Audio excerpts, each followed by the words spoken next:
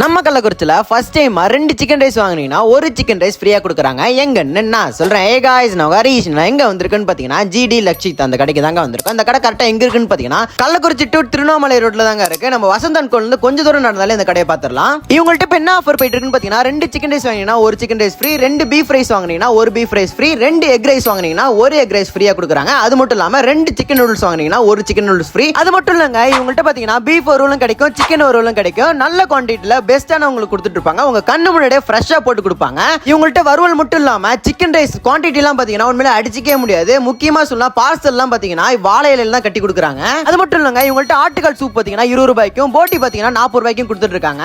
நான் எப்போ வந்தாலும் இவங்கள்ட்ட பீஃப் சில்லி, சிக்கன் சில்லி கண்டிப்பா சாப்பிடுவேன். இப்போ நான் வந்து பீஃப் சில்லி தான் சாப்பிட போறேன். டேஸ்ட் வைஸ் பாத்தீங்கன்னா உண்மையிலே எனக்கு ரொம்ப பிடிக்கும்.